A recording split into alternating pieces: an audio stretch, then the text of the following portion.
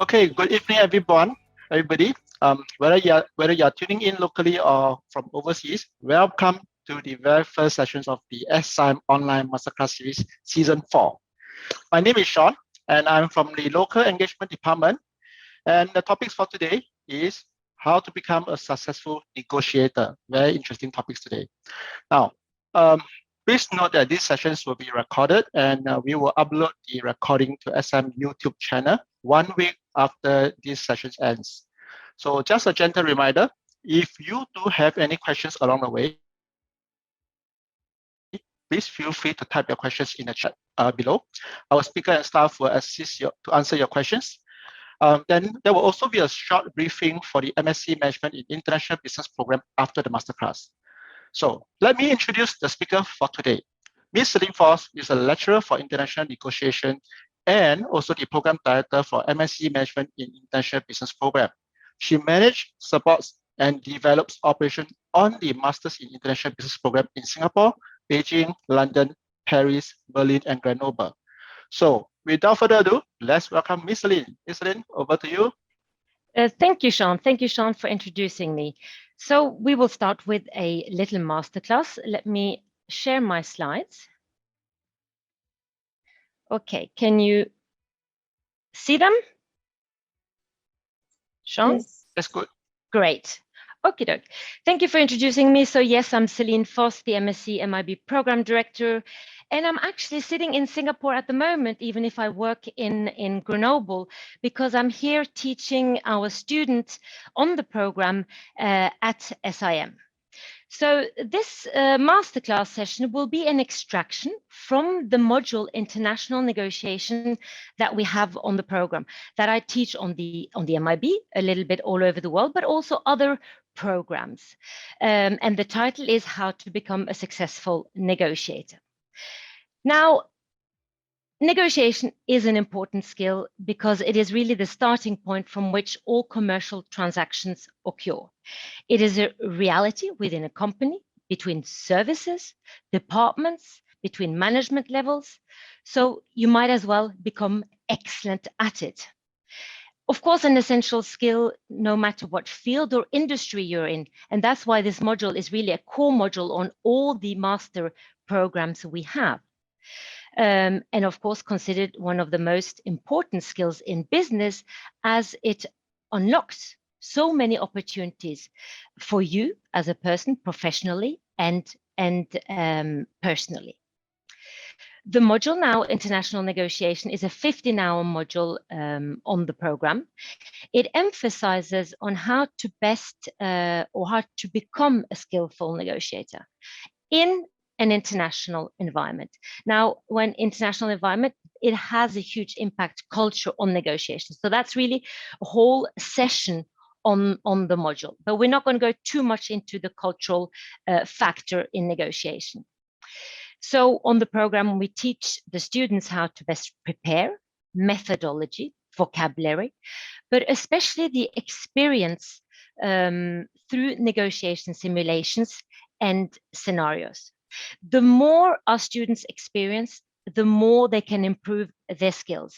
And what is important when becoming or in the process of learning to become a successful negotiator, it's actually to test yourself, to set yourself into a negotiation. And then what is important is that afterwards you are able to do the feedback and analyze how you did, and especially find what you did wrong to be able to improve that in the next session. So the cases we use on the program are really the teach, test, feedback cases where we teach theory, the students test it, so highly hands-on, and then we do feedback session on the different negotiation scenarios. So what we do is how do you approach a negotiation? What strategy should you use within negotiation? And of course, these simulations, they all work on the students' intuitions. So today, in this masterclass on how to become an effective, successful negotiator, we will talk about two topics. Successful negotiation, everything behind that lies in the preparation. Preparation is key to become a successful negotiator. And then we talk a little bit about principles in negotiation and not rules or laws, because that becomes too strict. We need to have work with principles to be able to be adaptive and collaborative within negotiation. Now, there is nothing intrinsic or innate about negotiation, nothing that says that you should like it. We don't all like going into negotiation, but as we said, we might as well become good at it, because it will give us more in our life. Now, negotiating with people that you like, that you know, where you feel you know the environment, and you feel you are in a positive bargaining zone or a positive negotiation zone, is actually a pleasant experience. Now, on the other hand, if you finding yourself at the negotiation table where you have not prepared, you don't really know what you want, you don't know much about the counterparty, you might leave the bargaining table feeling abused. So the most important is the preparation before going into negotiation. And that's why I say it's not innate. It's not skills that you are born with. You can develop them, because if you know how to best prepare, you will for sure do a successful negotiation. Now, of course, becoming a successful negotiator means that you need to have other skills as well. So we emphasize on skills such as, for example, communication skills. You need to know how to clearly communicate what you want. Another skill is the ability to listen to what the counterparty is telling you. And that's specifically important when you are going cross borders, when you are negotiating with people from different cultures. As we know, we're all very different, and many cultures are very different in the way they communicate. Some cultures are more direct communicators, while others are more indirect. If you are a direct communicator and you are negotiating with indirect communicators, you need to be able to read in between the line and listen well to what they are saying. What are their needs? What do they want? So another skill as well, of course, is analytical skills. You need to be able to analyze what they are saying. Of course, collaborative skills. And the last but not least is the ability to convince. And the ability to convince comes from the preparation based on facts and figures that you have gathered in your preparation, and that you feel comfortable and you are able then to convince your counterparty. The purpose of this module, International Negotiation, is really to improve the students' ability to negotiate. So it's all about, again, preparation in negotiation and understanding the main principles. Now, as I said, we talk about principles in negotiation and not rules. The reason is that rules are really too, like in laws, they are too strict, they are too linear, and that following a certain amount of rules, you will get a great outcome. Well, it's not true. It's rather based on following a certain amount of principle that will lead you to a successful negotiation.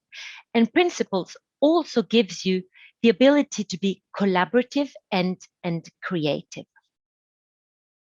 Now, so we're going to focus on preparation, because that's key to being a successful negotiator or a successful outcome.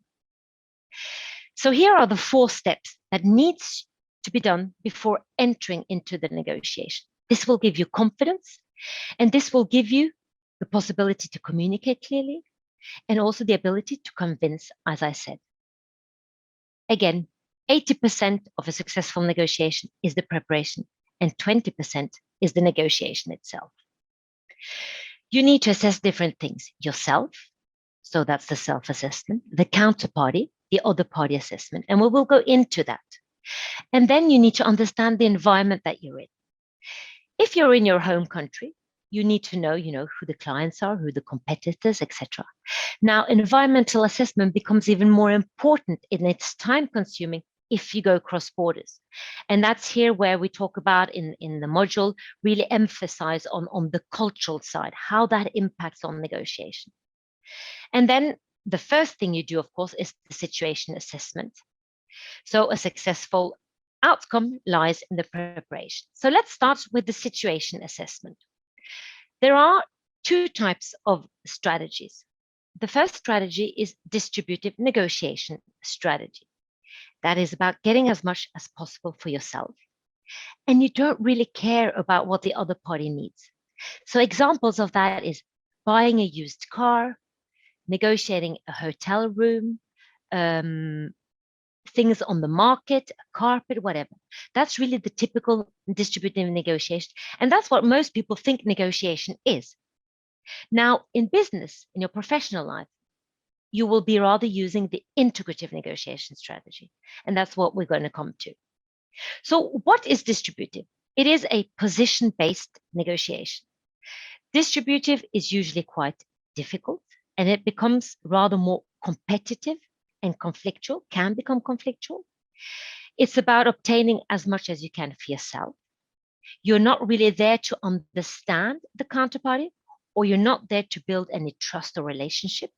We also call it a one-shot negotiation, meaning that after you've done the deal, if you do the deal, you're leaving, you're never going to see the counterparty again.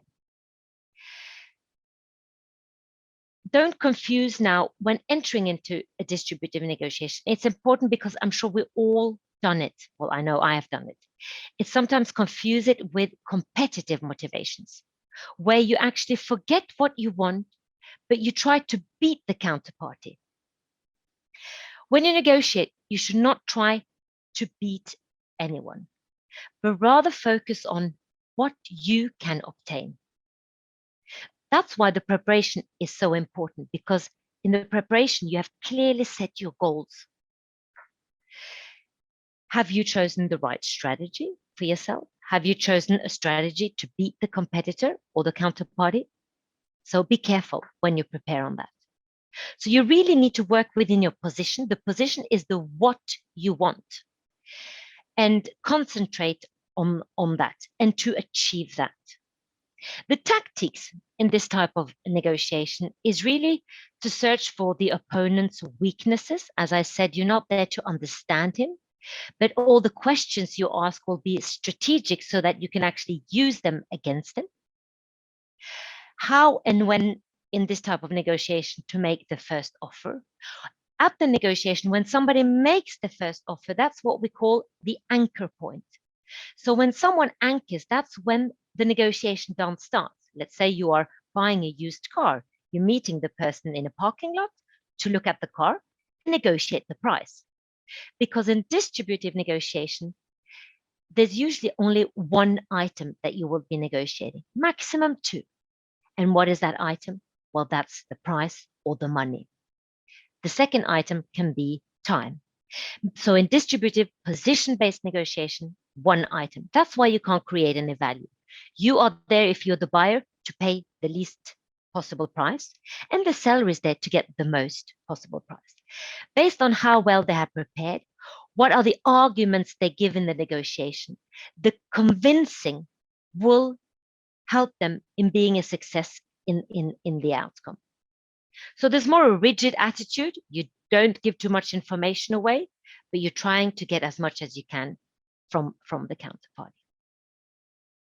So that's distributive. That's something we do in our personal lives, and it's something that we've all done since the day we started talking with siblings, with parents, with friends. Now let's go to the second strategy, that is the integrative negotiation strategy. And I will rather focus on this one because this one is the one we need to take into consideration when doing business locally or internationally. And as I said, in whatever industry you're in whatever function you are in, integrative negotiation is the strategy that will help you in creating more value. It is an interest-based negotiation. It occurs when it is actually possible to produce a greater outcome together with your counterparty. You need to, in this type of negotiation, to hear your counterparty first, understand each other's interest. So the interest is the why. Why do you want it? So here the question why comes. You need to use the why. You need to ask as many questions as possible to get to know your counterparty. So a lot of communication. And by understanding the interest of the counterparty, you might be able to come up with options, solution that meets the counterparty's needs without giving up your needs or interest. But we will look more at that a little bit later and understand it. So in this type of negotiation, it really involves a joint initiative that will prove beneficial for both parties. So it's more a collaborative negotiation, okay? It doesn't mean that you're going to make loads of trade-offs and concessions. Absolutely not. There's strategy to use as well. You need to be careful. You need to firstly make sure that your counterparty is in the collaborative mode.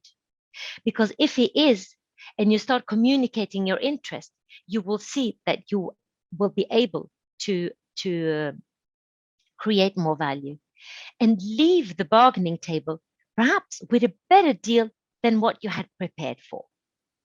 So considering the most valuable needs of the other party becomes important. Trading, so that's concessions, trade-offs, to ensure that you get your needs, and trades that cost you little but satisfies the other party. What does that mean? So in integrative negotiation, often we have several issues and items that we negotiate. And so it's not just price. Price will always be there, often time. Let's give the example. You're going for, and that's what I tell my students, because they will be looking for jobs or internship after their master's degree. Before going into a salary negotiation, they need to prepare, of course. And in that salary negotiation, they're not just going to talk about the salary. There's going to be other items and elements that they will think about, but also items that the counterparty will come up with. And that's what creates more value in the final deal. So yes, there's the salary. Fine, that's one thing. But then there might be a bonus plan at the end of the year. There might be the company will also procure you with a computer, a telephone, time working from home, medical insurance. So all these little issues and items actually adds value to the final deal. You might have just thought about the salary and the bonus. So it's important in the preparation that you prioritize what is the most important to you. Often what I say to my students when they are newly graduated, they don't have much work experience. Perhaps they shouldn't be that tough on the salary. Perhaps they should accept the salary a bit lower than what they hoped for, and rather focus on those items as how quickly can I evolve in the company? What's the budget I will manage? How many people will I manage? Because all of these small things will add value to their CV or to their employability profile. And that will give them more power in the next time they're looking for a job to negotiate the salary. Understanding the priority of the other party and the opportunity for exploiting compatible issues. Now, I talked about issues and items. So when you prepare, and we've seen in integrative negotiation, we have several issues and items. When you prepare, you will prioritize. Now, by asking the questions, by communicating with your counterparty, you will understand what his preferences are. They might not be the same as yours. And that's what's interesting when we go into intercultural negotiation, is that often in culture is linked to preferences. So they might be totally different. And if you can find out what their preference is, that might not be your preference. So why not make some trade-offs and concessions on those items to be able to obtain something where you have a preference? And then through the communication, you will also try to figure out what are the compatible issues and items. And here, from the beginning, okay, then we agree upon that. That's a great start of the negotiation. Because let me tell you, it's easy said, but hardly done. In negotiation, it becomes very emotional. It can become. It is one of the most human aspects of business. And we often do it at the table. It can be done as well online, etc. But in negotiation, we like being or seeing the person. And when it's something that you really want, it can become very personal and very emotional. So it's important to have this openness and collaborative mode, and able to also sometimes make some trade-offs and concessions on those items that aren't too important, because that will release the pressure in the negotiation. And that way you might be able to obtain something more, or they might be more open to make trade-offs and concessions. So really it is a value creation. Integrative negotiation involves looking beyond the most obvious issues, such as price, looking for new sources of value that can be brought to the table to expand the pie. Because if we look at a pie like the picture in negotiation, it's really about, in distributive, sorry, it's really about extending it, making it bigger, but that can only be done together. Let me give you an example of my past experience. So I was introduced as program director at Grenoble Ecole de Management, and I'm a teacher today. But why am I teaching negotiation? Because before I worked for a Norwegian company and I negotiated tourist package deals for Scandinavian clients in France. So at one point in time, I was asked to go to France and find hotels, visits, vineyard visits for Scandinavian tourists. So I don't know if you know a little bit France, but they were supposed to travel from Bordeaux, a city that is known for its vineyards, up to a city called Cognac, where they produce the cognac. So it was really a wine trip, let's say, but high caliber clients. So on my way in Bordeaux, of course, it's a big city, loads of hotels, no problem to find the right hotel that fits my client. But coming through small villages in France, well, there's not much choice. So coming to a village called Les Bournes, there were 2 hotels. And my goal was to find 2 nights of hotels from April to October. Now, knowing that in France, between July and August, it's the high season. So often prices are higher. But my goal was to get a good price through the whole 6 months, 2 nights a week. I knew I had a good proposition because I would fill up at least 10 rooms in their hotel through over 6 months. That would be a guarantee. So I felt I had a good way of going about the negotiation. But anyway, meeting up with the hotel in that little town, there were 2 hotels and only one of them could fit my client's needs. Sitting down, it was a family-driven hotel with the hotel owner, starting to chat, having a coffee, and then I was explaining a little bit who I was, where I came from, for whom I was looking for a hotel room, etc. So we got an agreement pretty quickly on the price. For them, it was interesting.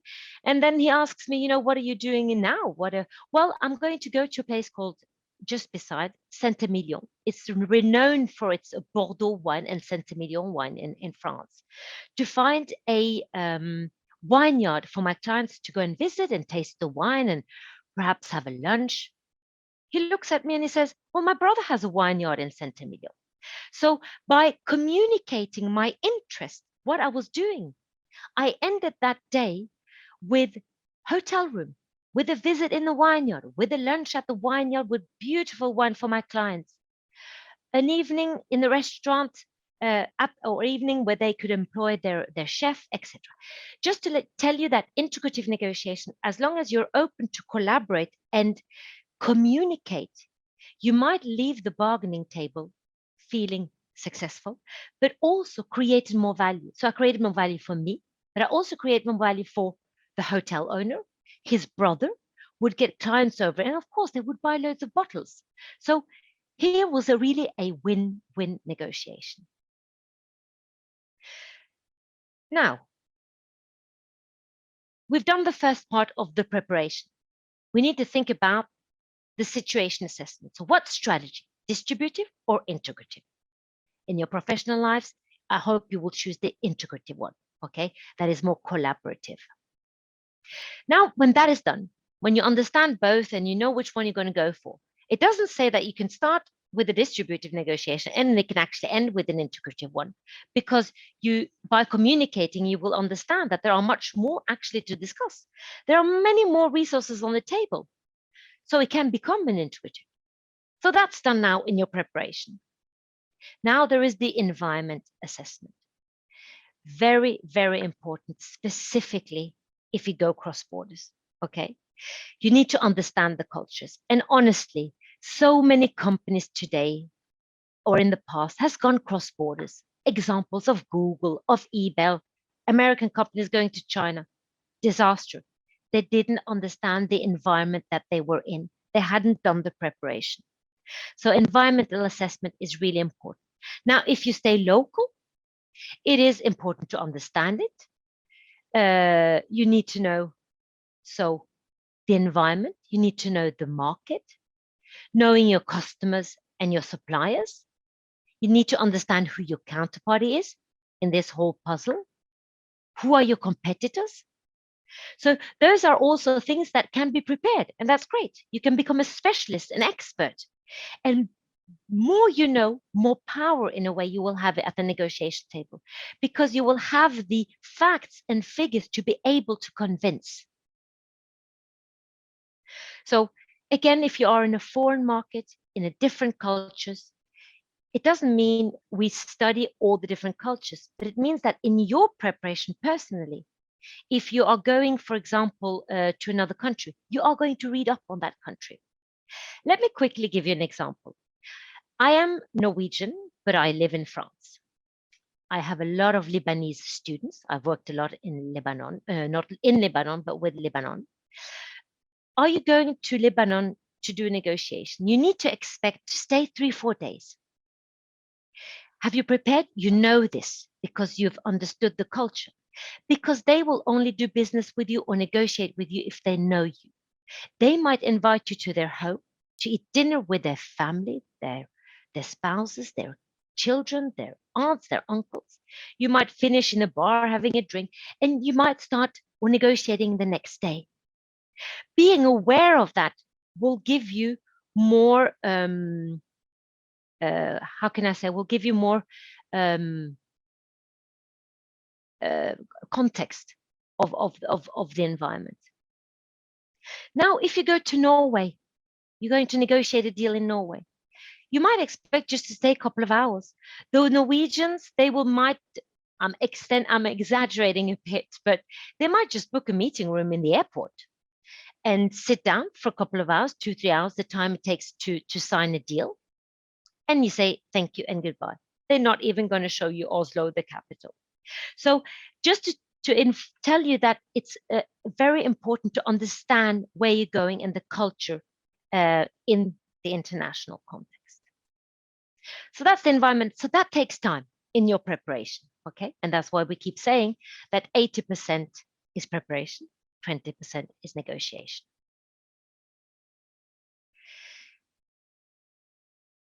Then it's about the self-assessment and the other party assessment. It's the same thing, but you need to take time for both. Yeah, it sounds easy, but it's not that easy. In the self-assessment, you really need to have a clear view on what you want. Now, these are the different points that you need to prepare in the self-assessment. We think we always know what we want, but at one point in time, we might forget that. And that's when we make the errors through the negotiation. If we are clear with our position, that's the what we want, we will be able to be successful in the end deal. Now, position-based or interest-based negotiation is really the same as distributive or integrative negotiation. As I said, distributive negotiation is position-based. It's about the what you want, what he wants or they want. Interest-based, integrative negotiation is about the why. Why do you want it? You need to understand the why, as I said, to understand their preferences. Where are they going? What are their interests? They might not be the same as mine. So these are 2 points that are important to be clear in your mind before sitting at the negotiation table.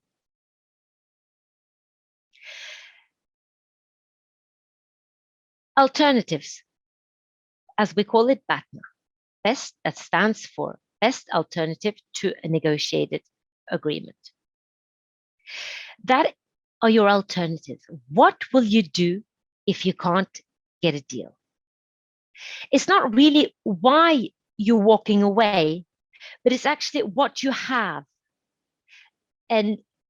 But it's not good enough for you. That's why you're in this negotiation, because you want to obtain something better. But your partner will help you in setting your reservation point, or we call it also the walkaway point. So the definition of the walkaway point is really the quantification of your partner. Let's say you're in a job interview. They propose a salary, 50,000 Singapore dollars a year. They call you up and they say, we would like you to start. At the same time, you got a phone call from another company that would want you at the, or would want to invite you back for a salary negotiation. Firstly, here, this situation, you actually have a job offer. You will prepare, but a bit different, because you will have more confidence. You will already have a strong partner. So we often talk in negotiation about strong and weak partner. If you have a strong partner, you will often have more confidence in the negotiation. In very typical individualistic cultures, we say that partner is really the power in the negotiation. In more collectivist cultures, we say often that it's more the status that gives you the power. But anyway, it's your alternative, and that will help you in preparing and help you set your strategy in the negotiation. Now, this doesn't mean that you will communicate on your partner. You don't often get the information about the counterparty's partner. But it will help you in setting the walkaway point. At one point in time, if they can't offer you anything better than what you actually have, then you will say thank you, goodbye. So that's why it's so clear to have this in your mind before you go and sit down at the negotiation table. Then we come to the target point. Now, what's the target point? It's your goal. It's what you would like to obtain. It's the best deal ever. Now, it is what you are going for, and often we think that it's close to your anchor point. Now, if you don't know what the anchor point means, it means that the anchor point is when you actually set the start of the negotiation dance. It's what will be your first offer. You might want to anchor a little bit higher than your target, because that way you can negotiate yourself down to your target. Now, this is at the place where you need to be very careful when you prepare. The target point needs to be based on figures and fact and market data. Don't exaggerate your target point, because you risk that the counterparty will walk away straight away. You risk to offend your counterparty. Yes, it can be a little bit high. Now, if you take the strategy of starting with a very high anchor point, you might scare them away, or they might just laugh and say, okay, let's be realistic here. Actually, what is your first? And then you go down. But you're checking out, the environment, you're checking out the negotiation, and you're checking how they are reacting. They might see through you straight away, or they might, think it's the normal. That means they perhaps haven't prepared as well as you. So target point is important, and it's often the anchor point within the negotiation. So it's reasonably believed that you could achieve that in the negotiation. So based on figures and facts and market data. Do not invent it. Issues and items. We mentioned it already in the integrative negotiation. In integrative negotiation, you will have several issues and items. We mentioned it in a salary negotiation. Might not just be the salary. There might be health insurance that actually costs $150 a month that they will pay. Wow, that's that plus. They might offer you 2 weeks sabbatical every 3 years. That's what the company policy is. Of course, it's an incentive for you. It adds value to the final deal.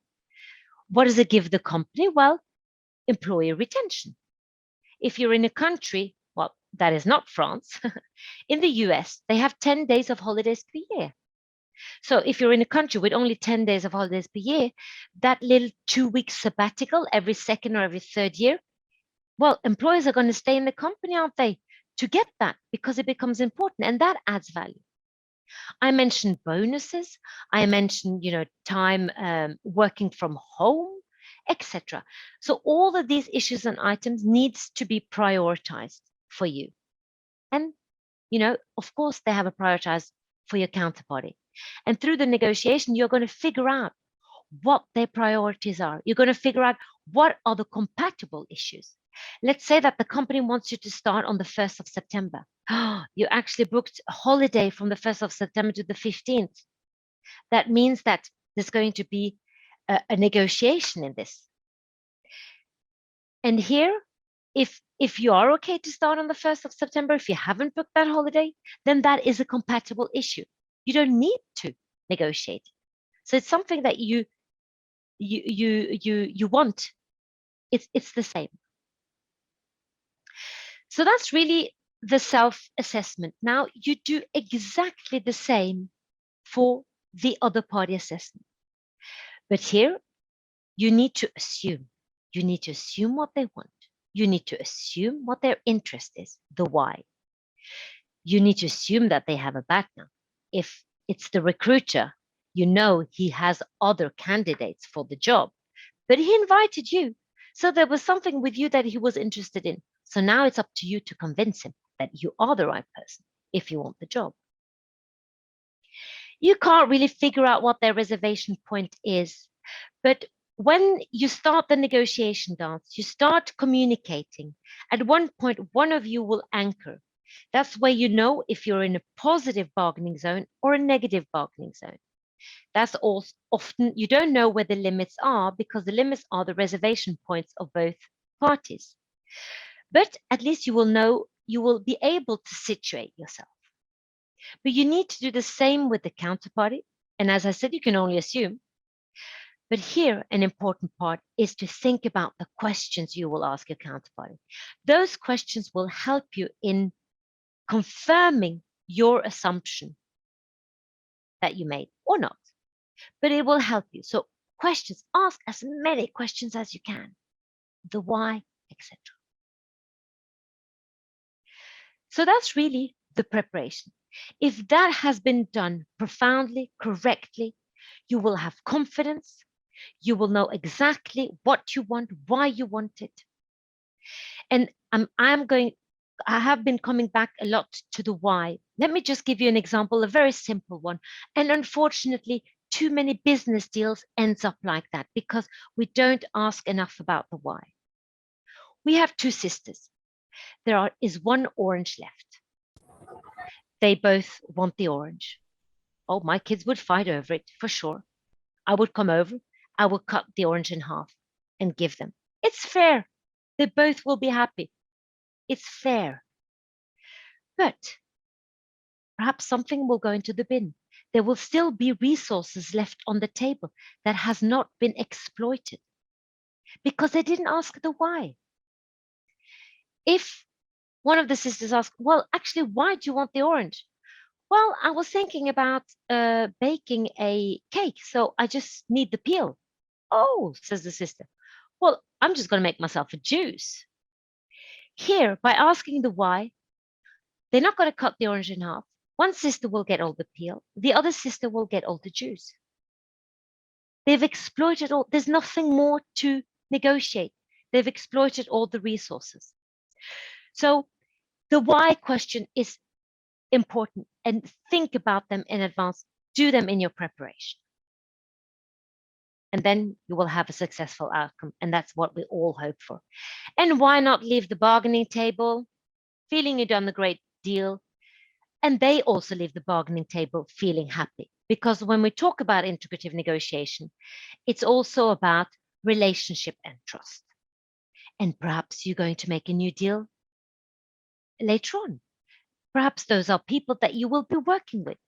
And today, we need to work together. We need to build relationship. We need to build trust. And don't forget, in some cultures, trust and relationship is more important than the actual deal. So very typical in collectivist cultures. Whereas in more individualistic cultures, it's more about the contract. We write up the contract, we do the deal, and then we follow every step of the way the contract. And it's not that much about relationship, but trust is always important. Now, just quickly to talk about the principles in negotiation. As I said, we don't use rules. The reason is that rules, like laws, becomes too linear, too strict for negotiation. And that following a certain amount of rules will give you a successful outcome, well, that's totally wrong. If you have principle, it becomes wider because it gives you more possibilities to fulfill those principles, because cooperation gives freedom, creativity, and that, of course, is important within negotiations. So, there are 5 strategies: win-lose, lose-win, compromise. Compromise is cutting the orange in half. Still loads of things undiscussed that will be thrown into the bin. What a pity, huh? Lose-lose and win-win. Now, the first principle, there are 4. Separate the person from the issue.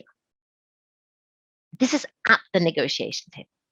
If you negotiate with someone you know, you like, you have a tendency to give in and to accommodate to the other person, then the outcome is often lose-win.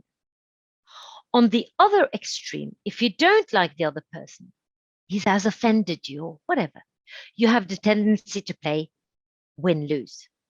So rather distributive, competitive than collaborative. Now, to avoid these risks and that the quality of relations interferes with the interest in the issues. So the first principle is, of course, easier said, but hard to achieve. And as I said, negotiation is considered as one of the most human aspects of business. So separate the person from the issue. Negotiate hard on the issue, but not on the person. The second principle, not negotiate position focused, but interest focused. And that's the orange example. It will help you in creating value, understanding the interest of the counterparty. The third principle, develop criteria that a solution must fulfill. It's a way to get a win outcome.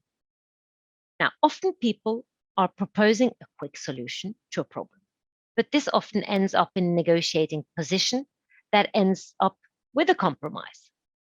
Now, in order to get a win-win based on the interest, you should first develop criteria that must be fulfilled by a solution that you could say yes to.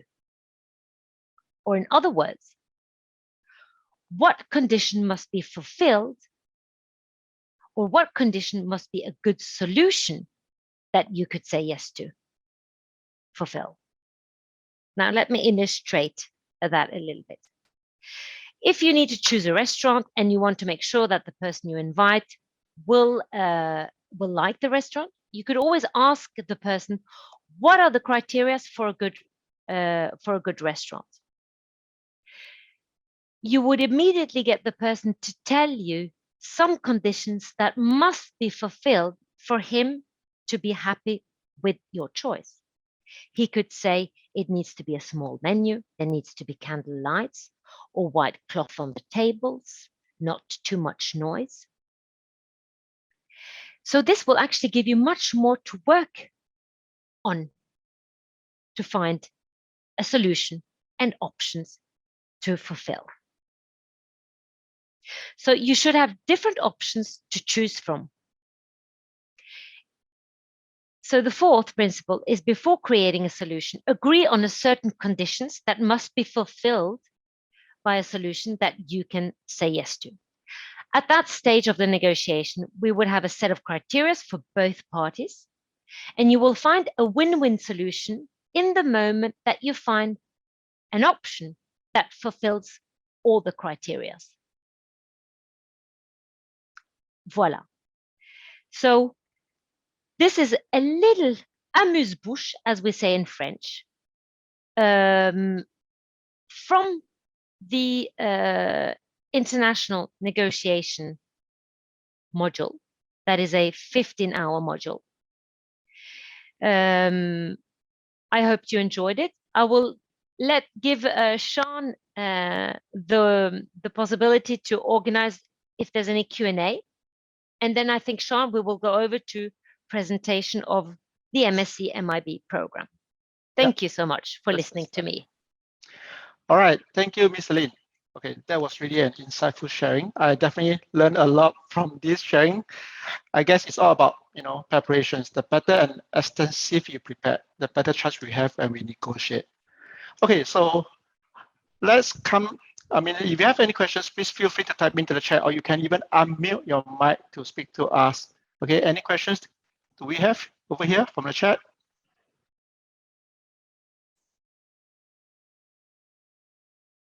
Is there any questions from the chat? If not, you can, please feel free to unmute your mic and speak to us. That's fine. Okay.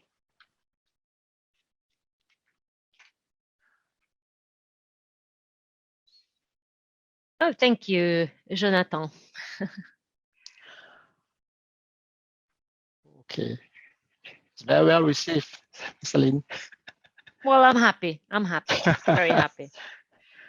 Okay. So far, I don't see any questions. So maybe we can just proceed on to the program presentation. Yeah, that's right. Sure. I can I can put up the slides. So, as Sean introduced me, I am the program director for this program. Sorry, yes? Oh, sorry. We do have some questions, but maybe we'll just pick up these questions at the end of this presentation then. Sorry about that. Well, we can take them now if you want. Okay, yep, that's fine. Can you see the questions? Because I just put it, shall I take off my slides? Yes. Yeah, you may. There we go. Okay. The first question from Justin. May I know what is the lowest point one should go in a negotiation? It's not a question about the lowest or the highest. It depends on what the negotiation is. It depends on your research.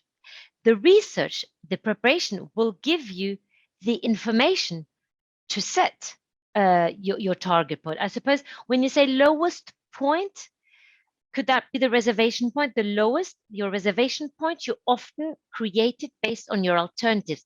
What do you actually have? And honestly, you always have an alternative, or a BATNA, as we call it. But if your BATNA is very weak, then, the point might be very low. I hope I have answered the question, Justine, but that's how I see it. All right. Kelly, I'm not sure if this relates in a situation where a negotiation happens like suddenly. Yeah. What are the key areas to note to create a win-win situation? Excellent question, Kelly. And that happens, of course. Sometimes, you want it, but you weren't prepared. But in your head, you know what you want. The key to collaboration and to create a win-win is to communicate, is to, from the beginning, communicate your interest. Now, be careful. Don't communicate too much. You need to make sure that the counterparty as well communicates so that you are in a give-give situation, okay? Because sometimes giving away information about your interests, you might feel vulnerable because they can use it against you. So in an integrative negotiation, you need to get as much information from the counterparty as you are giving. So it needs to be a give-give. Thank you. Is self at an advantage position if the other party is clearly not sure what she wants in a negotiation? Then it becomes very frustrating, Hannah. If you know what you want, yes, of course you have an advantage. If you know the facts, you have the arguments, you will then be able, of course, to convince them so absolutely. If they haven't prepared, you will have the advantage. What happens when the negotiation comes to, it goes too quickly for me here. What happens when the negotiation comes to a standstill where both parties are not agreeable, and that happens all the time. There are several strategies, so I'm not going to go through all of them because this module can be a 30-hour module. So I will kind of go over the top. But yes, there are strategies. If, for example, you are in a standstill because you have been discussing the main point and you both want the same on the most important item, strategies are often take a break, breathe, think about the items that aren't too important, perhaps make some concessions. That way you will release a bit the pressure that happens always in negotiation, or very often. And by doing that, showing that you are making the effort, if they make the effort back, then you're back on track. Hi, Celine. Would it be possible to hear your thoughts on compromise? Chris Voss advocated a style of negotiation where there should never be a compromise. Where do you think compromise falls more into a distributive or an integrative negotiation? Nothing to do with the two strategies. A compromise, it means that the two sisters have cut the orange in half. They're happy. They haven't thought anymore. They're not going to think about, if they do that and they do what they have to do, they don't know everything they've lost. A compromise, it's a more lose-lose for both parties because they haven't exploited all the issues on the table. And unfortunately, too many business deals today ends in a more of a compromise. And there are still resources left on the table they haven't been creative enough to discuss. Is the timing to perform the negotiation something to watch? Example, knowing whether the counterparty is in a rush to reach an outcome, how to use it to our advantage. Well, if you're in a distributive negotiation and you can feel that he just wants to make the deal, yeah, of course. If you're in an integrative negotiation, you need to be more collaborative. People might have, booked their flights, they want to make a deal, but they can say, hey, listen, and what about mergers? Negotiations for mergers, they can take 6 months up to a year. So do never kind of make a negotiation because you're short, make an outcome or assign something because you're short in time. You're allowed to say, listen, I won't have any more time now. I will think about it, absolutely, and I will get back to you. Any tips for a three-party negotiation? Example, you are a seller handling two customers. Who wants the best price? How to handle the balance? Well, you can set them against each other and compete, but I don't really understand the question. Yeah, if you have several clients that wants the same product, do you have 100 products or do you have one product? Then yeah, of course you're in, you have more power because you can then sell it to the highest price. What about mediation? How do these negotiation strategies come into the picture when we're tasked with the role of mediation? Mediation, sorry. Okay, we're not going to go into that because it's an interesting question and it's a whole topic. So for us to continue on to the program presentation, I will leave that aside. But it's an interesting question, and mediation is important. And mediation, of course, just to answer quickly, is of course a more collaborative one. It's a more integrative one. But the fact that the two parties do not manage to get a deal or get an agreement, because mediation is often within agreements as well, they get somebody externally in that can see a bigger picture that is not in their own little thoughts of what they want. An example, okay, quickly, is two people are quarreling in the library because one wants the window open and the other one wants it closed. Now, they can quarrel as much as they want and they're not going to get a solution.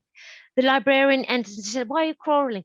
Well, I want the fresh air. It's too hot here. Well, I don't want the draft. I get sick straight away. Well, she asked them, why? Why? Well, she goes into the next room, opens the window. The fresh air comes in without having the draft. So that's a way of an external person that is not in the problem can handle, so more collaborative. I did go into that, but yeah. If you're entering the negotiation at a low point where some faith has been lost, how best do we restore the relationship before we can arrive at balancing the scales for a win-win? Okay, that's a big question. Okay, we don't talk about law point, but let's say that in a negotiation, they have offended you. And unfortunately, attitude has a huge impact from the beginning. If they offend you from the beginning, it's very difficult to get back. It's very difficult to try to form some sort of relationship. So attitude from the beginning of the negotiation is important. We have a whole session on personality and on ways to approach people, understanding who we are, understanding how other people see us. That is important, because if you know that, you can deal with it, prepare. You know, if you're sometimes a bit emotional, a bit aggressive, you know that if you're dealing with people that are less emotional, you might be careful. You might, not try to start talking louder, etc. But it depends in whatever situation you are. But the ability to come back, well, it's a way perhaps of making a concession or excusing yourself if you have been too aggressive. But there are strategies. But that's that's what I can say quickly as an answer.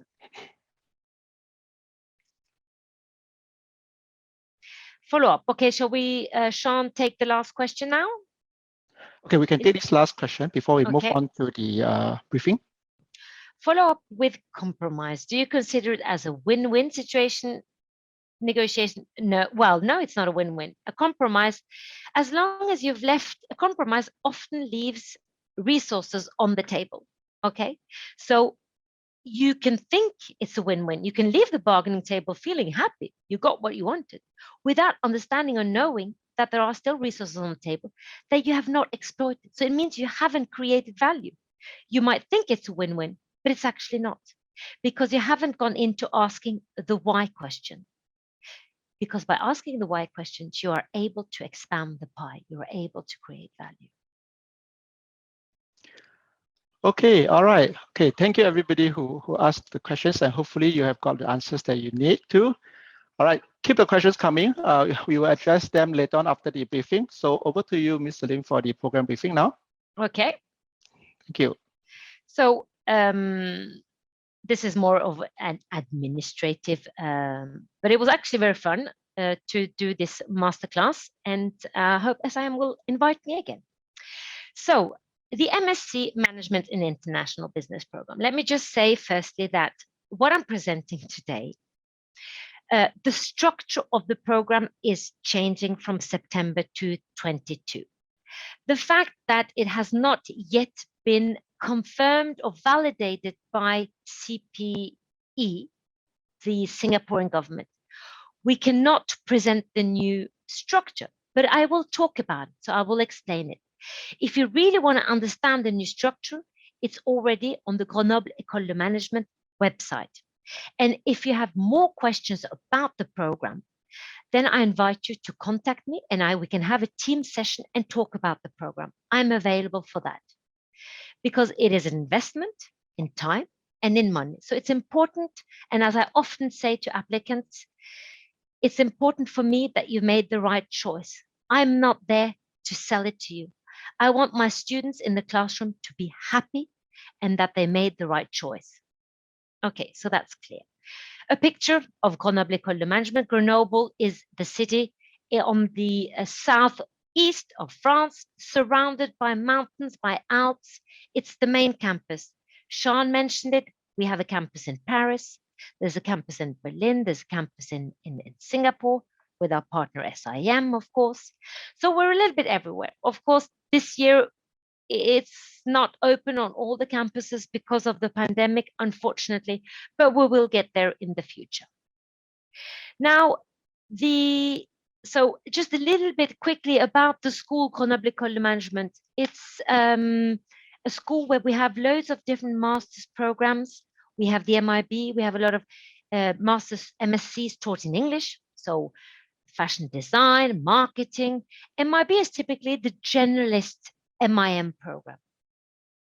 There are French management programs, there are doctorate programs, so many programs. It's an international school. As you can see, there's more than 130 different nationalities. And when I go onto the MIB, that's the gold dust of the program. Being in the classroom with 20 different nationalities and in negotiation, it's so much fun. Dealing with people then, if you are Singaporean, from Norway, from India, from China, from Russia, from Spain. We are so different and we learn. It's not something we can teach you, but you learn that on the program by mingling, by becoming friends and understanding these differences and the ability to work with these differences and be successful. Anyway, I went a little bit off track now. So an international school, and as you can see, more than 35,000 alumni from all the programs. The MIB is the oldest English taught master program at GEM. And we have today, because it started in 1995, we have more than 3,200 alumni of MIBs, graduates. So they're starting to become old. And anyway, I'm an alumni as well, and I'm getting old. So that's interesting, and it's good because we have a relationship with our alumni. So they often come back, oh, do you have any MIBs to recruit, etc. So they really are a part of the school. Now, just quickly to talk about rankings and accreditations, because it is important. The three accreditations we have are international recognition of the quality of the organization, its programs, and the degrees it delivers. That's more important for me personally than the rankings, even if the rankings are good as well. Because the accreditations provide an independent assessment of the quality of the school's organizational processes, ensuring, of course, that the content and the quality of the programs deliver the standards and also delivers the skills in future managers. So we are constantly updating the curriculum to make sure that we meet the needs of the corporations, of the businesses out there. An example on the MIB, last year or 2 years ago, we started business analytics management because many of our graduates started in position in different industries where they needed to understand data and they needed to understand AI, not become the geeks, the ones that but understand what they understand how to exploit them to make strategic decisions. For the students, the accreditations really ensures that or make sure that the school constantly updates the changes, of course, that meets the needs of the business world. Now, the MSc MIB program is a generalist master's program, provides dual management, cross-cultural skills set to become international managers. International managers, what is that? Your ability to work in a team with people from all over the world, handle the different cultures, work with people, and be successful. And today, it is what is needed. We are not working on our own in our little country by ourselves. Okay. The program delivery relies on a mixture, of course, on pedagogical methods and techniques, from traditional to interactive lectures. Example I gave you in negotiation, we do half the session theory and half the session is actually practice, cases, test yourself, understand where you did wrong, analyze it, understand how to better do it next time. So really get that feeling of hands-on. We have what, a maximum of 40 students in the class. It's not big theaters with 200 students when you don't want to ask questions and the lecturer is just talking to the students. Here it's really a sharing of information. And as I said, in that classroom, you learn as much from each other as you learn from the teachers by working together, because our students on the program have different backgrounds, coming from different bachelor's degrees, history, marketing, finance, entrepreneurship. So they all have things they add that helps the learning environment. On the program, you will learn, of course, a foreign language. If you don't speak French and you're doing this in Singapore, you will learn a little bit of French. And it's not just the language, but it's also learning the culture. And are you going to work with French people? Then it is important to understand the culture. Why an MIB? Why a generalist program? Well, I think it's because today we see it on the market, there's more and more MSCs that are specialized. Doing an MIB, a generalist master's, often is because the graduates from a bachelor's degree haven't decided. They're not passionate about finance. They're not passionate about marketing. And anyway, doing a generalist master's degree, and I see it with my 3,200 alumni, all the doors are open. You can go into any industry, any function within an industry, because the program gives you a real understanding on how the organization functions. So my students at the moment, they're looking at job in supply chain, they're looking at job in marketing, they're looking at job in finance, they're looking at job in finance in the fashion industry or marketing in the fashion. There is no holdback. Okay. So the fact that it's generalist, it really gives you the opportunity to enter into any function within any industry. And the companies are interested in hiring you as well because you are still young. You just done your bachelor's. Okay, you don't have much experience except those internships. You are mobile. If they want to ship you off to some other country for a couple of months, you're open to that. You are young and still in the learning curve, so you will adapt quickly to the company culture. You will learn the technical sides as well. Okay, you're not a specialist in finance as somebody from the MSc Finance, but sometimes in the company, an example, we had an MIB graduate from Beijing, a French guy who did the MIB in Beijing, was taken at the bank BNP Paribas in Hong Kong above an MSc Finance student that had studied in Grenoble. And I can say that the MSc Finance student had much more knowledge within finance. But why did the company take the MIB? And that's just an example. Because he did not need to be trained or get through the process of understanding dealing with people in Hong Kong. He'd lived 1 year in Beijing. He understood a little bit of Mandarin. He understood the way of doing business in China. And that would be much easier to just teach him the technical skills for him to do the job properly. So the objectives of the MIB is really to prepare you for a multi-sector, multi-activity, and multi-function management. The program is accredited by the French Ministry of Education. It is important because it validates the ECTS credits all over the world. And that is something, if you're looking elsewhere, make sure that the program you choose is validated by the government in the country. That's all I'm going to say. So you're going to get 2 diplomas, one French name and one MSc Management International Business. Now, I studied in Singapore. I think perhaps most of you are Singaporeans. You know why it's such a lovely city. I'm here right now, not far from Orchard Road. Cultural diversity, load of companies from all over the world. Gateway to Asia, Indonesia, Malaysia, so all the countries around.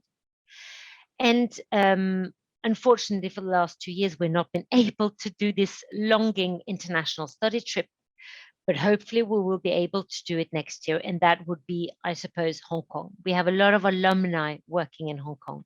So study trip, what is that? It's the student who organizes it. We give them contacts. We meet companies. We do an alumni event. We organize it through a specific topic. So perhaps finance and marketing and supply chain, specifically what is typical in Hong Kong or the destination. This is a little bit what you need to have to be able to live in Singapore. Okay, I'm not going to go through it. It's something in the slides. I'm sure they will be given to you if you ask for them. Shows a little bit the MIB class. Now this is from 221. It also very different from the cities in Grenoble, Paris, and in Singapore. But as you see, it's highly international. The average age, as it's a pre-experienced master's, is 22 years. And usually we have 50-50 in gender. Here it says 58-42. Now, employment, important. Why do you want to do a master? Excuse me. Why do you want to do a master? Because you want to get employed at a certain level. and at a certain salary. Our MIM students, they find a job. I just had a survey to them, the placement survey. I was in contact with loads of them on LinkedIn. They're happy. After 3 years, they're happy. They found, well, after 3 years, they're happy straight away, but they're really where they want to be, let's say, after 3 years. So these are just figures about our alumni, the average salary. That one is actually not the latest one. I see 2019. I think it's at 45. But these are information that the student give us through the placement survey. Where does our student go? Where the top 3 sectors are: consumer products, consulting, and technology. Consulting was a hot sector, started about 6 years ago. So we have many students in consulting. And for that reason, 6 years ago, we created a consulting module. It was important because our student wanted to go into consulting. Some of the big companies that we work with, that we have corporations with, and they, of course, are worldwide. These are some pictures from our students, not last year, but the year before, for company visits in Singapore. They went to Shopback, to Carry Logistics, and one picture from the networking event we had in Singapore with all the alumni in Singapore and our students. And that's always fun. But of course, the last 2 years, we haven't been able, so we're really looking forward to doing that again. Before the program starts, we have a couple of days of induction where students get to know each other. It's really the ice-breaking time where we explain to you what the program is. We kind of put you into the driving seat of the program so you understand what you can expect from us and you understand what we expect from you. Because it is a master's degree, it is tough, there's a lot of studies, but it's so much fun. A couple of comments from our alumni. We have Alexander from the UK, Nikita is Indian, and we have lovely Kaiden, who is Singaporean. Now, these are the fees. I'm not going to go through the table. It's information that SIM will give you, but you see the differences. Now, let me just see what slide here. Okay. Let me just explain quickly the differences. The program today is a 2 years program. It's still going to be a 2 years program. But the difference is from next year, you will have 7 months of studies on the campus, and then you will be free to be able to do a internship. In the September, in the second year, you will come back to the same campus or go on exchange to another campus and do 4 months study on the campus. Sorry, that's 6 months studies again. So it's really 6 and 6, 6.5 and 6.5 in the second year. And then you go off again for internship. So it means that through the whole program, we've added modules as well. But through the whole program, you'll be able to get 2 internships, so a little bit more of work experience. And you can try yourself in marketing, in consulting, entrepreneurship, whatever. So if you're really interested in how the program looks today, go onto the GEM website to get that information, or we can have a session, one-to-one. Quick to show you the MSc degree, transcripts. Now, admissions criteria. You need to have a bachelor's degree in any subject, and that's what's great. You can be with people who's got a bachelor's in history, it's got to have bachelor's in finance. So that guy will help you when you're doing accounting. A bachelor's in marketing, that person will help you when you're doing the marketing assessment. So you will collaborate, you will learn from each other. There's no GMAT degree required, no work experience either. If you have more than 3 years of work experience, we would rather push you of doing an MBA, okay, because it's a pre-experienced master. Of course, you need to be proficient in English, minimum IELTS 6.5. And so those are the criteria. As well, you need to write a motivation letter. Also, another letter talking a little bit about cultural experience that you've had. If you don't have cultural experience, then it'll be on another subject. Here you've got the course fees. And here is how you apply to the program. Now, all the specificities can be sent to you I don't think we need to go more into details in them. That is if Catherine from SIM wants to take you through, or we can send that as information by email or in the chat. Okay, I'll go further. The MIB starts in September, so that will be 2022. That will be the induction week where loads of people from Grenoble will come over. If things go back to normal, there will be an alumni event. You will have workshops to put you into that driving seat of the program, and that's how we will start the 2 years. Voila, that was the program presentation. I hope everyone's enjoyed the masterclass tonight, and thank you for spending your Thursday evening with us. Of course, if you have further questions regarding the topics or the MSc in International Business program, please feel free to write to us via email or call us at our inquiry hotline. So therefore, thank you and have a great evening, everyone.